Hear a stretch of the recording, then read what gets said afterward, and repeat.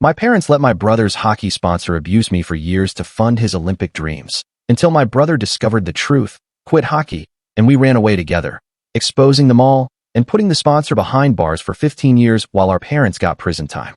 This isn't just a story about a brother I learned to hate, then loved more than anything. It's about how my parents sold me, literally, truly sold me, to keep his hockey dreams alive, and how we finally fought back, together. It started when I was just 13. Our family wasn't rich, but my brother, Tyler, was a hockey prodigy. He was destined for the Olympics, or so my parents believed, and Mr. Christensen was his ticket. This man, who owned a chain of sporting goods stores, swooped in like some kind of savior, offering to sponsor Tyler's entire career. My parents worshipped him. When he generously offered to pay for my dance classes too, they practically gift-wrapped me and handed me over. The dance classes were real, I'll give him that, but the rides home? Those were anything but innocent. He'd pull over behind abandoned buildings, and his hands, they'd touch me. Everywhere. I tried to tell my mom once. Just once. Her hand lashed out, slapping me across the face so hard my ears rang. "Don't you dare ruin this for Tyler with your lies," she hissed, her eyes colder than I'd ever seen them. "Just be nice to Mr. Christensen." So I stayed quiet. For 2 years, I stayed silent, burying the terror deep inside. While Tyler's hockey career soared, my world shrank. I stopped eating, stopped talking. My baggy clothes became a second skin, a desperate attempt to disappear. I hid in my room, a ghost in my own home. Tyler noticed, of course he did. He saw me fading. But what could he do? Our entire family, our entire future, was tethered to Mr. Christensen's money. Then, the weekend trips started. Fake competitions, my parents called them, and they let him take me, knowing full well what he was doing. They had to know. But Tyler's Olympic dreams, their dreams, mattered more than my safety. At family dinners, they'd call Mr. Christensen a saint, a benefactor, while he'd sit there, smiling at me with those eyes. Under the table, Tyler would squeeze my hand, a silent apology, a desperate plea. We both knew he was trapped too. Tonight was Tyler's 16th birthday party at the ice rink. Mr. Christensen gave him custom skates worth thousands, everyone cheering, eyes fixed on their golden boy. Me? I just needed to escape. I fled to the bathroom, throwing up until my throat burned. When I finally stumbled out, the hallway was dark. He was waiting. "Tonight's special," Mr. Christensen purred, pushing me hard against the wall. His voice was a low growl. "After all I've done for your family, you owe me something special." My scream died in my throat as his hand clamped over my mouth. And then, Tyler was there. He found us. He saw Mr. Christensen holding me down, and something in him snapped. Before the coaches could react, he launched himself forward. A sickening crunch. Mr. Christensen's nose exploded, blood spraying everywhere, even onto Tyler's brand new, thousands of dollars skates. Chaos erupted. Screams, people pulling out phones, recording everything. In the car, my parents were stone silent, the air thick with fury.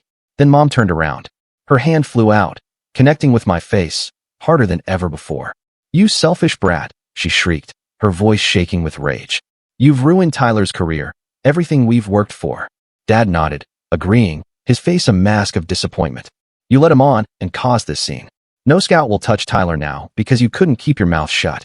Tyler finally found his voice. He was attacking her. "Didn't you see what he was doing?" "Shut up, Tyler." Dad cut him off, his voice ice cold. "You don't understand how girls like your sister operate. She's been flirting with him for attention. Back home, they told me to pack. I was going to Grandma's. Until you learn to behave, they said." Tyler followed me to my room, tears streaming down his face. "I'm so sorry, Lily," he choked out, his voice raw with guilt. "I should have protected you better." He pressed a crumpled envelope into my hand. $500, his saved money. And a phone number. "That's my friend's sister. She's a social worker. Call her when you get to Grandma's and tell her everything. They'll destroy your career." I whispered, my own voice breaking. He looked at me, his eyes full of a new, fierce resolve. "I don't care anymore. This is my fault, too.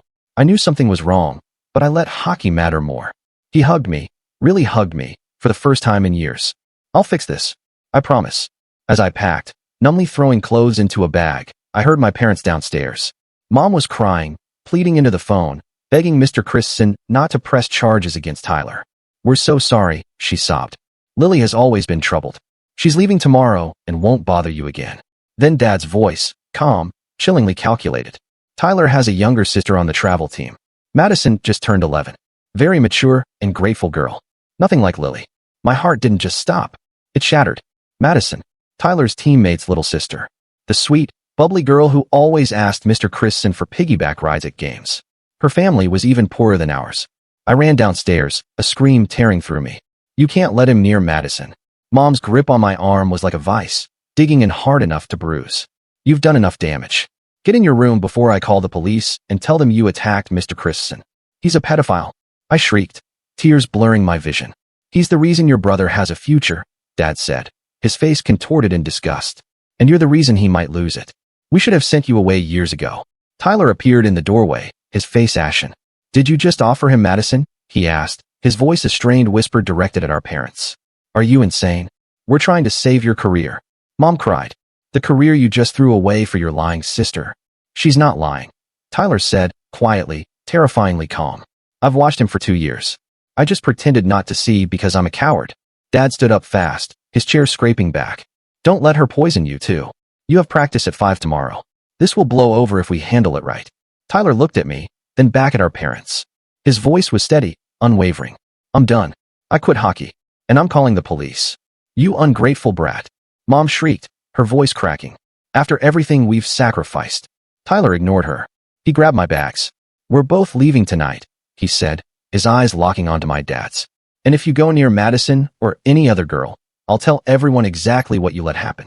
As we walked out to Tyler's beat-up car, I heard Dad yell that we were dead to them. Mom was already on the phone with Mr. Christensen again. I knew this wasn't over. They'd find another girl, another family desperate enough to look the other way. Tyler started the car, his hands shaking on the steering wheel. We're going to the police station, he said.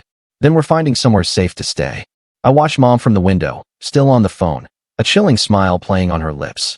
That smile, twisted and triumphant, terrified me more than anything Mr. Christensen ever did. We pulled away from the house, the street staying dark in a rearview mirror. My phone buzzed, a flurry of texts from Mom. I didn't even look. We need to stop at an ATM, Tyler said, his voice cracking. Get as much cash as we can before they freeze my account. I just nodded, my mind still reeling. An hour ago, I was at his birthday party. Now, we were on the run, nowhere to go. The police station loomed ahead, but Tyler drove past it. I thought we were going to the police. I asked, confused. Mom smiled. Tyler said, his voice grim. She's planning something. We need to think first. He pulled into a gas station. He withdrew the maximum from 3 different ATMs, $800 total, his hands still trembling as he counted the crumpled bills. We sat in the parking lot while he called his friend's sister, the social worker. No answer. It's almost midnight, I said. We should find somewhere to sleep. Tyler started driving again, constantly checking the mirrors. We ended up at a cheap motel on the edge of town, the kind that rents by the hour. Tyler paid cash for 2 nights, using a fake name. The room smelled of stale cigarettes and bleach. I sat on one of the beds while Tyler paced, his phone ringing incessantly. Mom, Dad, coaches, teammates. He finally snapped it off and threw it onto the nightstand. Madison's family, he said suddenly, his voice tight with urgency. We have to warn them. How? I asked. If we call, they'll know where we are. Tyler punched the flimsy wall, not hard enough to break it, but hard enough to hurt his fist. He sank onto the bed, burying his head in his hands. I knew, he whispered, his voice thick with self-loathing. For 2 years, I knew something was wrong. The way you changed, the way you flinched when he came near you. I knew, and I did nothing. You were 14, I said softly. What could you have done? Something. Anything. Instead, I took his money and played hockey while he hurt you. We sat in silence, the thin motel walls letting in the muted sounds of someone else's TV. Suddenly, Tyler's phone buzzed. Still off. Still vibrating. That's weird, he mumbled, picking it up. The screen was black, but it hummed. Then my phone started buzzing too. Also off, also impossible. Tyler's eyes widened in realization. He grabbed both phones and threw them into the bathroom sink, turning on the water. They fizzed and sputtered. They're tracking us, he said, his voice flat. Mom must have installed something. We left the phones drowning and grabbed our bags. Back in the car, Tyler drove without direction, just moving, always checking his mirrors. The gas gauge dipped towards empty. We need a plan, I said, my voice barely a whisper. I know someone, Tyler replied. My old coach from before Mr. Christensen. Coach Mitchell. He quit when the sponsorship started. Said something felt wrong about the whole thing. Where does he live? About an hour north, small town called Riverside. Tyler stopped for gas, paying cash inside. While he pumped, I watched a family at the next pump. Normal parents, normal kids, on a normal night. The mother was laughing, the daughter, about Madison's age, playing a game on her phone. They had no idea monsters like Mr. Christensen existed. No idea that parents could sell their own children. Tyler got back in, and we headed north. The highway was empty except for the occasional truck. I must have dozed off because suddenly Tyler was shaking me awake. We were parked outside a small house with a porch light on. "Stay in the car," Tyler said. "Let me talk to him first." I watched him walk to the door. It opened before he could even knock. Coach Mitchell was older than I remembered, gray in his beard now. They talked on the porch. I saw Coach Mitchell's face shift from confusion to anger to something like profound grief. He looked at the car, at me, then back at Tyler. Finally, he nodded and waved me over. "Lily," Coach Mitchell said, his voice full of sorrow. "I'm so sorry. Come inside, both of you." His house was warm, lived in. Photos of youth hockey teams covered one wall. Tyler was in some of them, smiling and young, before Mr. Christensen. Coach Mitchell's wife came downstairs in a bathrobe, took one look at us, and started making hot chocolate without a single question. "Tell me everything," Coach Mitchell urged, his gaze steady and kind. So we did. Tyler and I, taking turns, filling in pieces the other didn't know. Coach Mitchell's face grew harder with every detail. His wife sat beside him, holding his hand. When we finished, the room was quiet, except for the soft ticking of a clock. "I should have pushed harder," Coach Mitchell said, his voice heavy with regret. When Christensen showed up with his money and his promises, something felt wrong. The way he looked at the kids, not just the boys, but nobody wanted to hear it. Not with that kind of money on the table. "It's not your fault," Tyler said, shaking his head. "I'm a mandated reporter," Coach Mitchell stated, his eyes firm. "We're calling the police. Tonight, our parents." I started, the anger boiling up.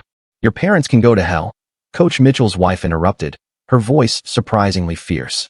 It was the first time she'd spoken. "Sorry for the language, but any parent who does what they did deserves whatever's coming." Coach Mitchell was already on the phone. Not 911, but someone he knew personally, a detective who specialized in these cases. While he talked, his wife showed us to the guest room. 2 beds, clean sheets, a lock on the door. "You're safe here," she said, her voice soothing. "We have a good security system and neighbors who watch out for each other." Tyler and I sat on our beds. We could hear Coach Mitchell still on the phone downstairs, his voice rising occasionally. The adrenaline was wearing off, and I felt hollow, utterly empty. "What about hockey?" I asked Tyler, the words feeling foreign. "You worked your whole life for this." "Hockey's just a game," Tyler said, his voice soft. "You're my sister. I should have remembered that sooner." Someone knocked softly on the door. Coach Mitchell's wife brought us sandwiches and water. We ate mechanically.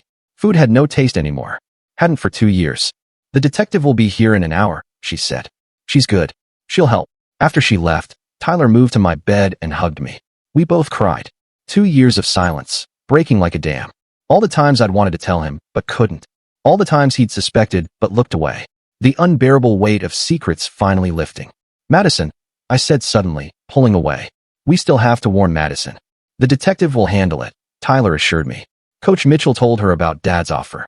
But I couldn't shake the image of Madison asking Mr. Christensen for piggyback rides. Her family struggling for money. Her parents probably just as desperate as ours. Would the detective be fast enough? Would Madison's parents believe it? Or would they choose money over their daughter, just like ours had? Tyler's old phone was still at the motel, drowned in the sink, but he'd memorized some numbers. He borrowed Coach Mitchell's phone and called Madison's older brother, one of his teammates. "Hey, it's Tyler," he said, his voice strained. "I need to talk to you about something important, about your sister and Mr. Christensen." I could hear yelling through the phone, angry voices. Then, the line went dead. He called back. No answer. "They already got to them," Tyler said, his face darkening. "Our parents must have called everyone. Told them we're lying troublemakers." The doorbell rang downstairs. Too soon to be the detective. Tyler and I froze. Coach Mitchell's voice. Then another man's voice. Familiar. My stomach dropped. "That's Dad," I whispered. We crept to the top of the stairs to listen. Dad was using his reasonable voice, the one he used for teachers and cops when Tyler got in trouble. "I'm sorry to bother you so late," Dad was saying. "Our kids had a fight and ran off. You know how teenagers are. We're just worried sick." "I haven't seen them," Coach Mitchell said, his voice firm. "Really?" "Because Tyler's car is parked outside." Silence. Then, Coach Mitchell's voice, sharper. "You need to leave now." "I want my kids," Dad said, no longer reasonable. "You have no right to keep them. Your daughter is 15. She's made serious allegations. The police are already involved." "She's a liar," Dad said, his voice full of venom. "Always has been. Makes up stories for attention. We've tried therapy, but nothing works." I wanted to scream, to run downstairs and confront him. Tyler held me back, his grip tight. "Get off my property," Coach Mitchell demanded. The detective will be here soon. You can explain yourself to her. Dad mumbled something too quiet to hear. Then the door slammed. We heard a car start and drive away. Coach Mitchell came upstairs. Pack your things, he said. We're moving you somewhere else. He'll be back with your mother, or worse. We grabbed our bags and followed him to his truck. Tyler's car would stay here as a decoy. Coach Mitchell drove us across town to another house. This one had toys in the yard and a minivan in the driveway. My daughter's place, he said. She's a teacher. Knows how to handle situations like this. His daughter met us at the door. She looked like him, but younger. Same kind eyes. 3 kids peered from behind her legs. She sent them back to bed and showed us to the basement. It was finished, carpeted, with a pull-out couch and its own bathroom. Detective Morrison will meet us here, she said. Dad's going to wait at his house in case your parents come back. We sat on the pull-out couch and waited. Tyler kept checking the windows even though they were covered. Every car that passed made us jump. Finally, headlights filled the driveway. Coach Mitchell's daughter went up to answer the door. Detective Morrison wasn't what I expected. Young, maybe 30, with tired eyes and a kind smile. She sat across from us with a recorder and notebook. I know this is hard, she said, but I need you to tell me everything. Start from the beginning. So I did. Every excruciating detail I'd kept locked inside for 2 years. The first time in his car, the weekend trips, the threats, the way my parents responded when I tried to tell them. Tyler added what he'd observed. The detective listened without interrupting, occasionally writing notes. Has he hurt anyone else? She asked when I finished. We don't know, Tyler said, his voice raw. But my parents offered him another girl tonight. Madison Turner. She's 11. The detective's face hardened. She made a phone call, speaking quietly but urgently. When she hung up, she looked at us. Officers are going to the Turner house now, she said. We'll make sure Madison is safe. Our parents. I started, a knot forming in my stomach. Will be arrested, she finished, her voice firm. What they did is criminal. Endangering a minor, failure to protect, conspiracy. Mr. Christensen will be arrested too, once we have your formal statement. What about us? Tyler asked. Where do we go tonight? You stay here. Tomorrow, we'll contact child services. Do you have family, grandparents, aunts or uncles? Our grandmother, I said. Mom's mother. She lives 2 states away. We'll contact her. See if she's willing to take temporary custody. The detective asked more questions, details about dates, times, places. It was exhausting, humiliating, but also freeing. Every word I spoke took power away from Mr. Christensen and my parents. Tyler held my hand through the worst parts. When I described the things Mr. Christensen did, Tyler's jaw clenched so tight I thought his teeth might crack, but he stayed calm, stayed strong. The brother I'd needed all along. Finally, the detective closed her notebook. You're both very brave, she said. What you did tonight, speaking up, it saved Madison. Maybe others, too. After she left, Coach Mitchell's daughter brought down pillows and blankets. Tyler insisted I take the pull-out couch. He made a bed on the floor with cushions. We lay in the dark, processing everything. I'm proud of you, Tyler said. I know that sounds stupid coming from me after I failed you for so long, but I'm proud of you for surviving, for speaking up, for being stronger than all of us. I'm proud of you too, I said. For choosing me over hockey, for finally seeing the truth. I love you, Lily. I'm sorry I forgot that for a while. I love you too. We fell asleep like that, talking in the dark. For the first time in 2 years, I didn't have nightmares. Didn't wake up in a cold sweat. Just slept deep and peaceful, knowing that tomorrow would be hard, but I wouldn't face it alone. The sound of sirens woke us. Not close, but not far either. Tyler was already awake, sitting by the window. Dawn was breaking, painting the sky pink and gold. They arrested him, Tyler said. Coach Mitchell called. They got Mr. Christensen at his house this morning. Our parents, too. I sat up, not sure how to feel. Relief, anger, fear, all of it at once. What happens now? I asked. Now we figure out how to live, Tyler said. How to be a family again. Just you and me. The morning light filtered through the basement windows as Tyler and I sat in silence. Coach Mitchell's daughter came downstairs with breakfast and fresh clothes. She explained that Detective Morrison had called with updates. Our parents were being held for questioning, and Mr. Christensen had hired a lawyer. But Madison's family had been contacted. That news hit Tyler hard. He pushed his eggs around his plate without eating. I knew what he was thinking, because I was thinking it too. Madison was still in danger.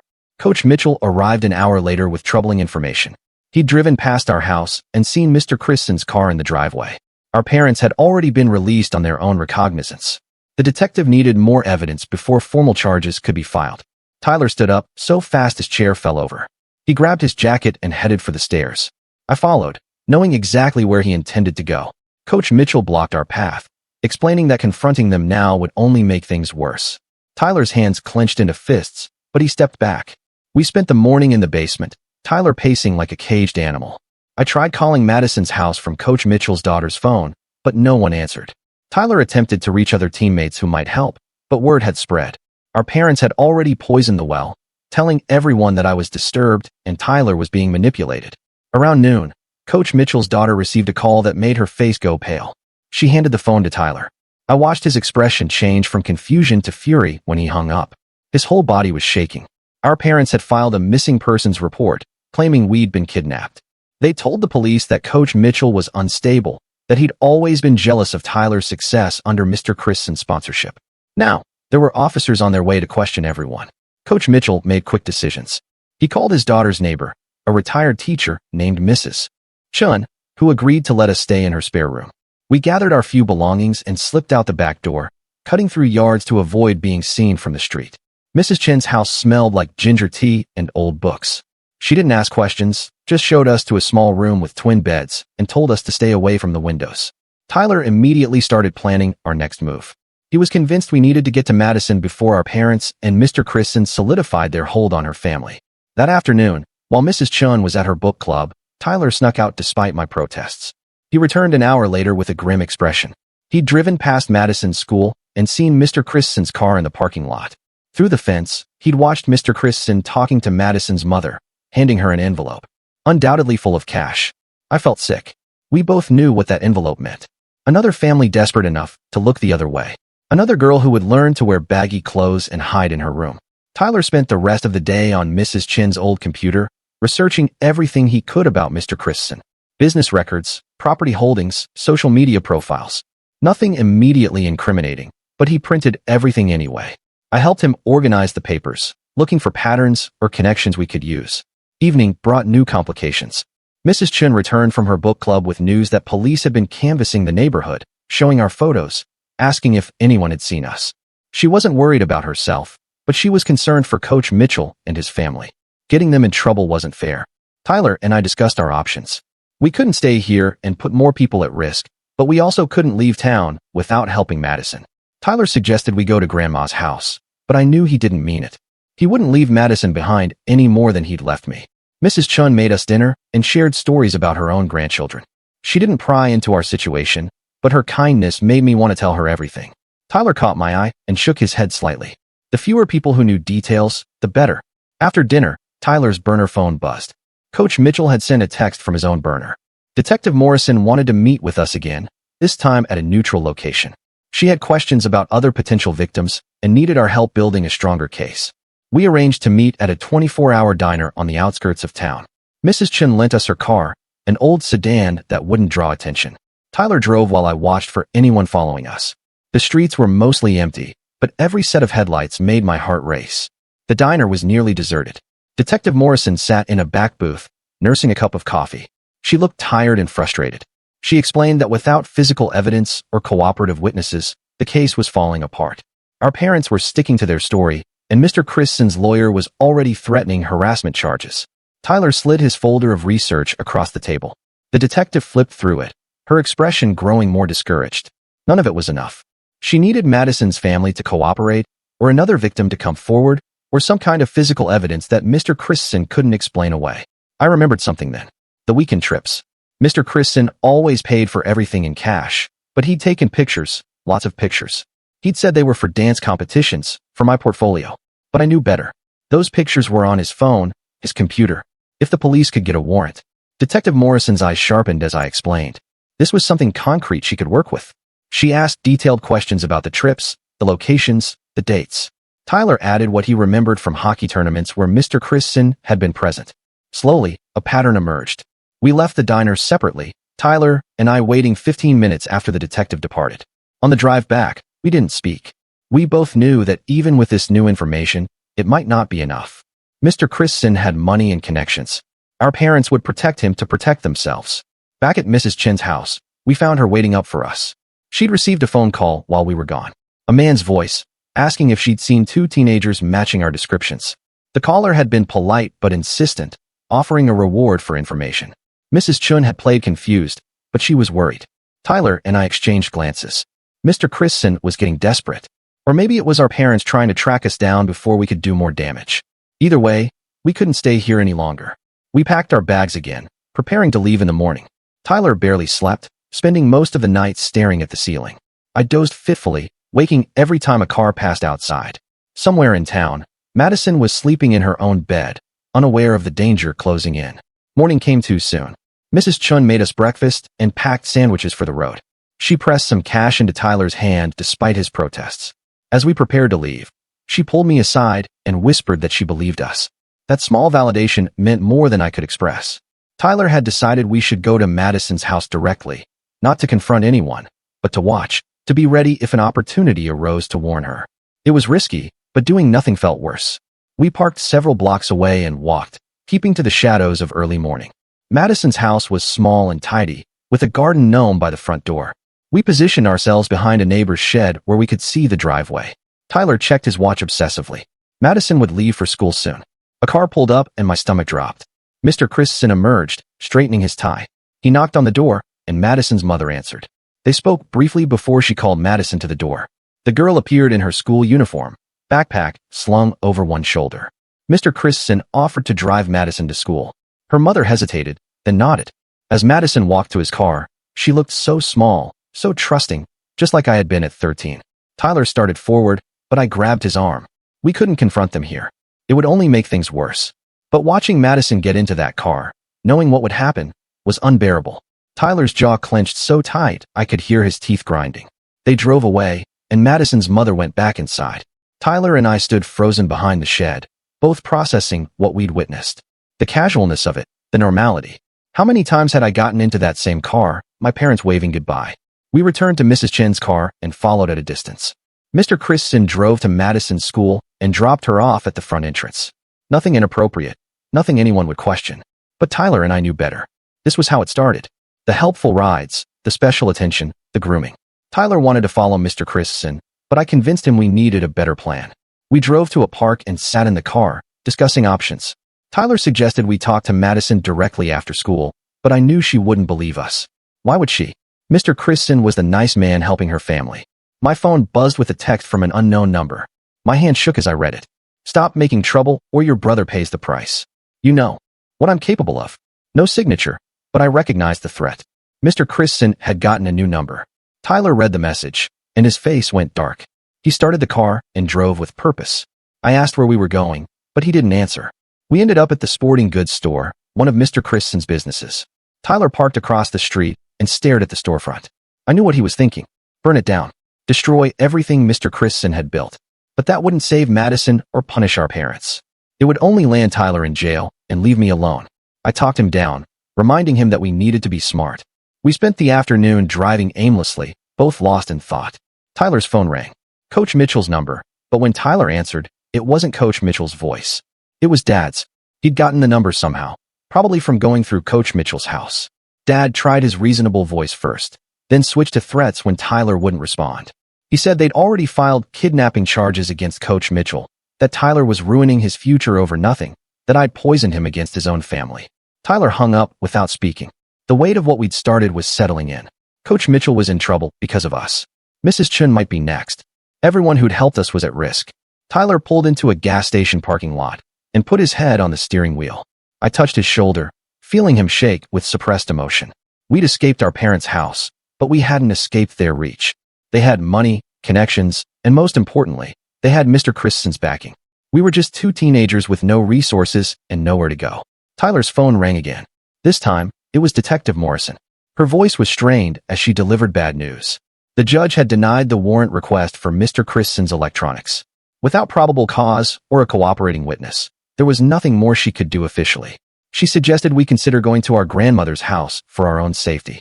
After she hung up, Tyler and I sat in silence. The legal system had failed us, just as our parents had. Madison was going to suffer because we couldn't prove what we knew to be true. The unfairness of it burned in my chest. Tyler started the car with new determination. He drove back toward Madison's neighborhood, parking on a different street this time. School would be ending soon. He was planning something. I could tell by the set of his jaw. We waited until we saw Madison walking home with a group of friends. She was laughing at something one of them said, her ponytail bouncing with each step. So innocent, so unaware. Tyler got out of the car before I could stop him. He didn't approach Madison directly. Instead, he intercepted one of her friends, a boy from his hockey team's younger division. They talked briefly, Tyler gesturing urgently. The boy looked confused, but nodded. When the group reached Madison's house, the boy said something to her before continuing on. Tyler returned to the car and explained. He'd asked the boy to tell Madison that if anyone ever made her uncomfortable, she could call him. He'd given the boy his burner phone number to pass along. It wasn't much, but it was something. As we drove away, my phone buzzed with another text. This time, it was from Mom. Come home now, and we'll forget this happened. Keep running, and you'll regret it. I showed Tyler, who laughed bitterly, as if we could just forget. 2 years of abuse and betrayal. Evening approached, and we needed somewhere to sleep. Mrs. Chin's house was no longer safe, and we couldn't risk another motel. Tyler remembered an old hunting cabin his team had used for bonding trips. It was abandoned now, an hour outside town. Not ideal, but better than sleeping in the car. The drive took us through winding forest roads. Tyler had to stop twice to check his memory of the route.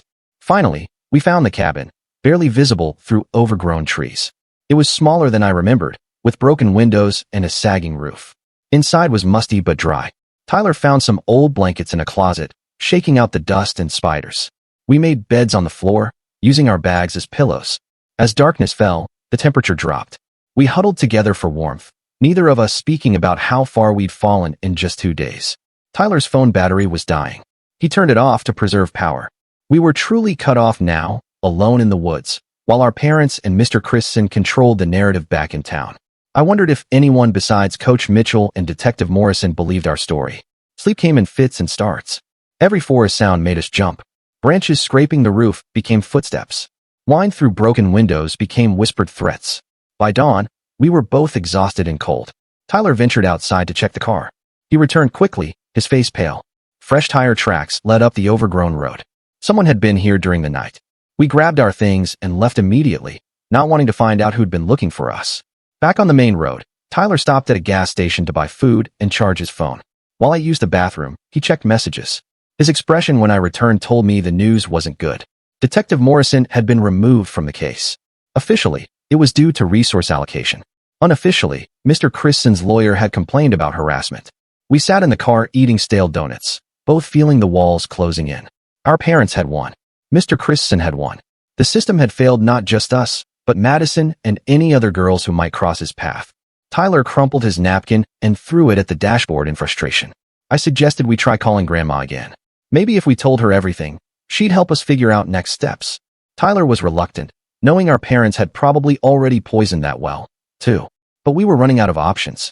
Tyler dialed from the gas station pay phone. Grandma answered on the third ring. Her voice was cold when she recognized Tyler's voice. She'd heard all about our tantrum and wild accusations. She couldn't believe we'd hurt our parents this way after everything they'd sacrificed. Tyler tried to explain, but Grandma cut him off. She'd already agreed with our parents that tough love was needed. If we showed up at her door, she'd call them immediately. The betrayal in Tyler's face as he hung up made my chest ache. Even Grandma had chosen their lies over us. We returned to the car in defeat.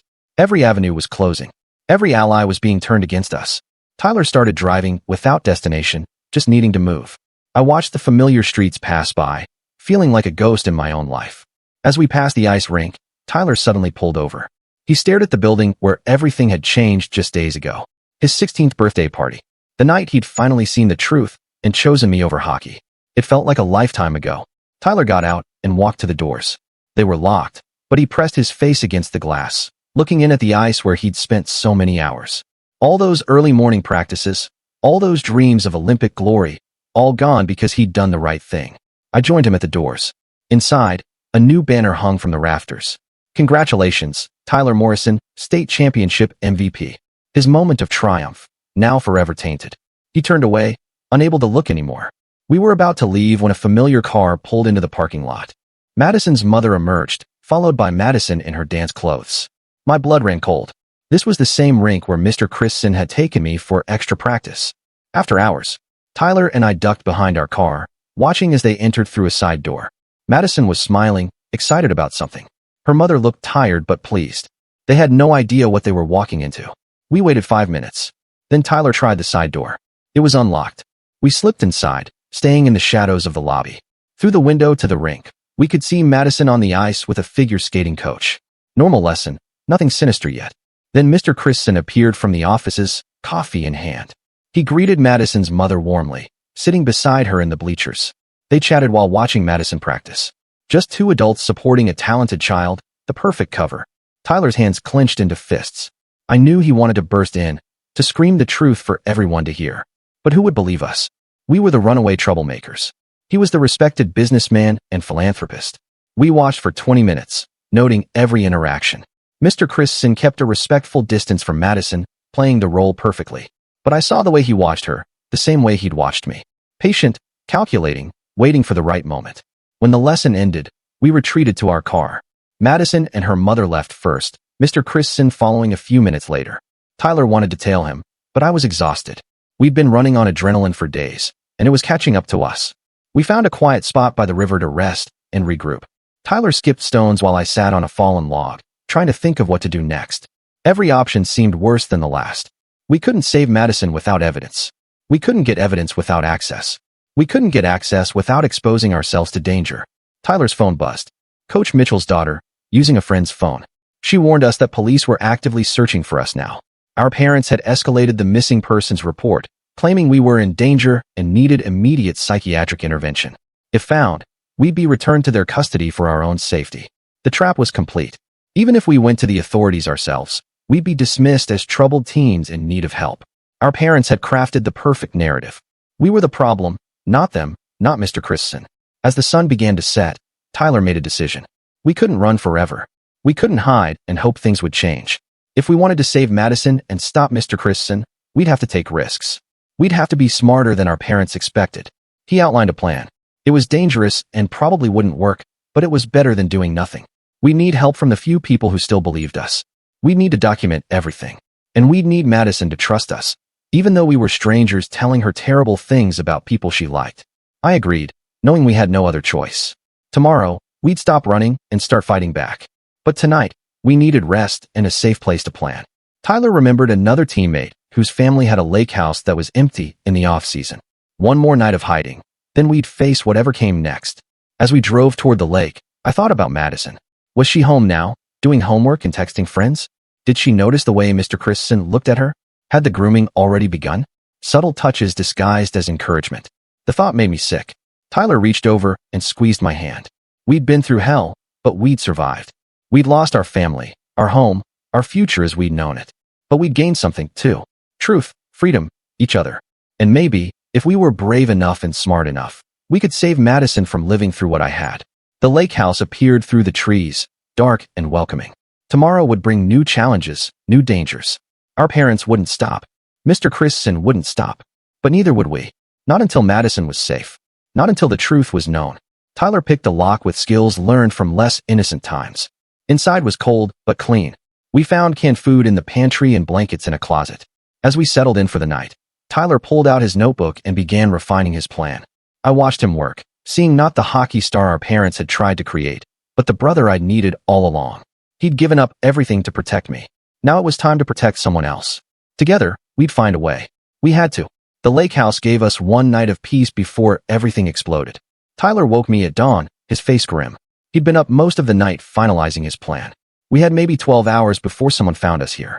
Tyler drove us back toward town, taking back roads I didn't recognize. He stopped at a hardware store and bought supplies with the last of our cash. Rope, duct tape, a disposable camera.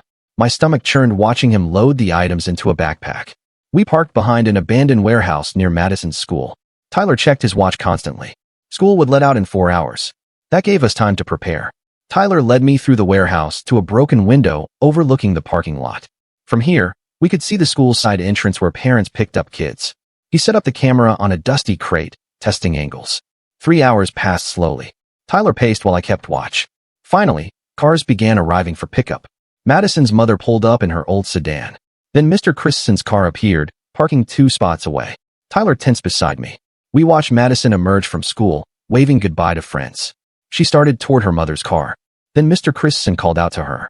Madison changed direction, approaching his vehicle instead. Her mother got out, looking confused. Mr. Christensen spoke to her briefly, gesturing toward Madison. The mother hesitated, then nodded. Madison climbed into Mr. Christensen's passenger seat. Tyler snapped photos rapidly as they drove away. Madison's mother stood in the parking lot for a moment, then got back in her car and left. The whole exchange took less than 2 minutes. We followed Mr. Christensen's car at a distance. He didn't drive toward Madison's house or the ice rink. Instead, he headed for the industrial district. Tyler's knuckles went white on the steering wheel. Mr. Christensen pulled into a storage facility. Tyler parked across the street where we could watch the entrance. 20 minutes passed. 30. My hands shook as I imagined what might be happening inside. Tyler couldn't wait any longer. He grabbed the backpack and got out. I followed, my heart pounding. We slipped through a gap in the fence and crept between the storage units. We heard Madison's voice first, high and frightened, then Mr. Christensen's, low and coaxing. Tyler rounded the corner of a unit and froze. Through an open door, we could see Mr. Christensen standing too close to Madison, his hand on her shoulder. Tyler moved before I could stop him. He rushed forward and shoved Mr. Christensen away from Madison. The man stumbled, his face shifting from surprise to rage. Madison pressed herself against the wall, eyes wide. Mr. Christensen lunged at Tyler. They crashed into metal shelving, boxes tumbling around them. I grabbed Madison's hand and pulled her outside. She was crying, asking what was happening. The fight spilled out of the storage unit. Tyler was younger and stronger. But Mr. Christensen fought dirty. He grabbed a piece of rebar and swung it at Tyler's head. Tyler ducked and tackled him to the ground. I fumbled with Tyler's phone, trying to call for help. But who would I call? The police who didn't believe us?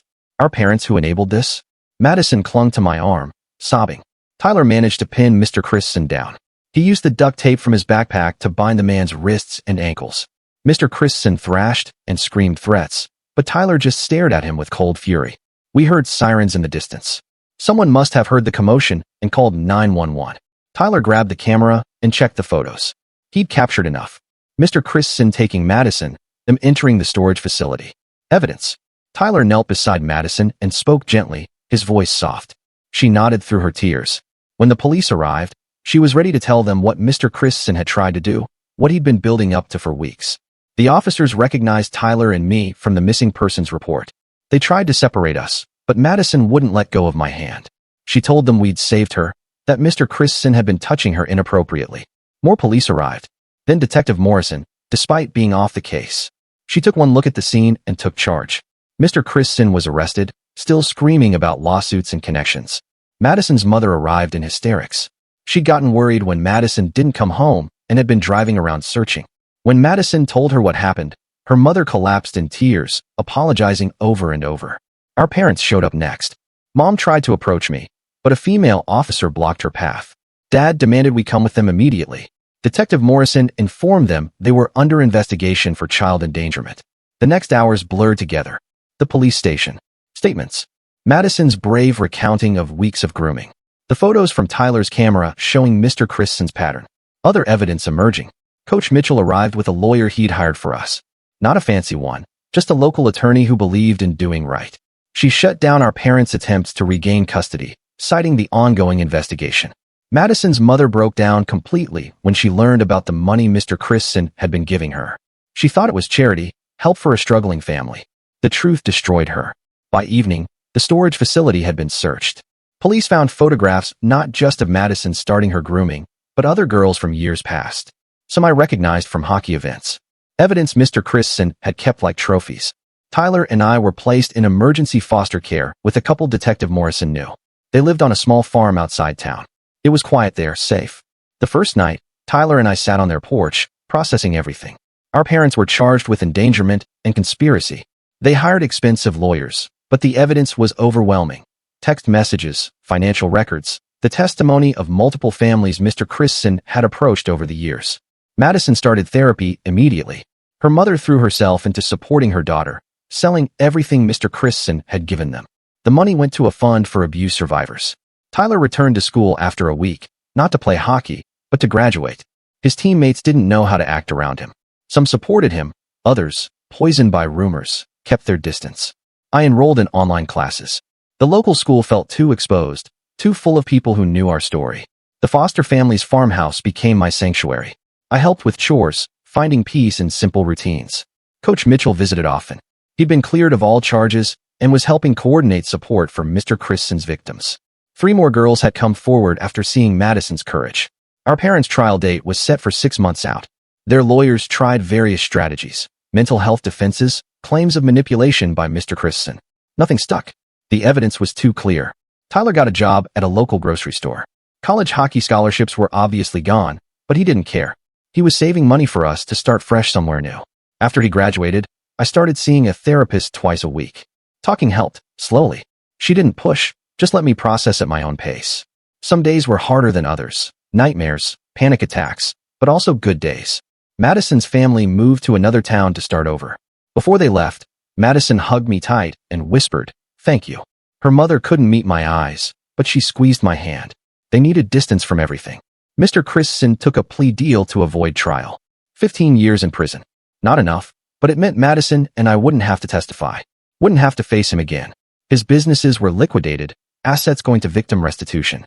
Spring came slowly. Tyler and I helped our foster parents with planting. There was something healing about working the soil, watching things grow. We didn't talk much about the future, just focused on each day. Grandma reached out through Coach Mitchell. She'd learned the truth and was devastated. She wanted to apologize, to help somehow. Tyler and I weren't ready for that conversation.